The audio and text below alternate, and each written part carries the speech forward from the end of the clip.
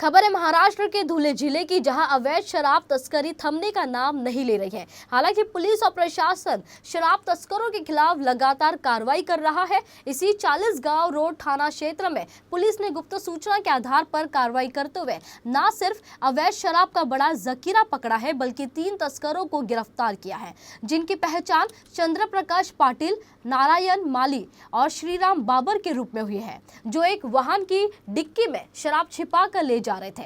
आरोपियों ने इस तरह से शराब की बोतलें छिपाया था कि किसी की निगाह में ना आए।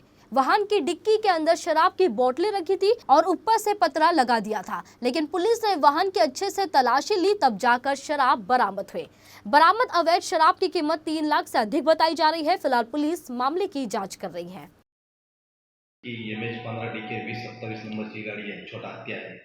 तो जाम सांभाळा या ठिकाणी उभा आहे. त्या गाडीमध्ये दारू असल्याची बातमी आम्हाला मिळाली. त्या अनुषंगाने आम्ही गाडीची पाहणी केली असता आम्हाला गाडीत कुठल्या प्रकारची दारू प्रत्यक्ष क्षणी दिसली नाही. त्यानंतर तुझी गाडीची व्यवस्थित तपासणी केली असता आरोपींनी गाडीमध्ये जो मधला चेंबर आहे त्यामध्ये एक फार मोठा खड्डा आहे. खड्डा तयार करून त्याच्यावरून एक पत्रा टाकून त्याच्यामध्ये दारू ठेवली होती. सदरची दारू ही त्याच्याकडं त्या आरोपीला ताब्यात घेण्यात आलं. त्याचं नाव आहे चंद्रप्रकाश भेंदल पाटील, वय 55 वर्ष, व्यवसाय मजुरी, राहणार प्लॉट नंबर 90, पद्मनाभ नगर, मोगलाई धुळे. या ताब्यात घेऊन त्याला विचारपूस केली असता त्यांनी सदरचा मारा नारायण माळी, श्रीराम बाबर व महेंद्र चौधरी यांचा असल्याचं सांगितलं असून या चारी विरुद्ध 40गाव रोड पोलीस स्टेशन गुन्हा दाखल आहे.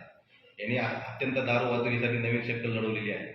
पिकअपमध्ये मधला जो खड्डा आहे तो पूर्ण त्यांनी नवीन तयार करून बॉक्स तयार करून त्याच्यामध्ये दारू ठेवून वरून पत्रा टाकून सदर दारूची वाहतूक करण्यात येत होती. सदरील त्यांची दारूची वाहतूक करण्याचा प्रयत्न हा धुळे स्थानिक गुन्हे अन्वेषण शाखा यांनी आणून पाडलेला आहे.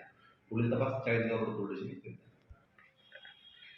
टोटल 180 ml च्या 1060 बॉटल, प्रत्येक बॉटल किंमत 70 रुपये आहे. अशा 74,200 व टँगो पंच 180 ml च्या 332 बॉटल असे 23,240 व टाटा कंपनीचे छोटा हत्ती याची किंमत 2 लाख, अशी एकूण 3,02,440 रुपयाचा किमतीचा मुद्देमाल जप्त करण्यात आला.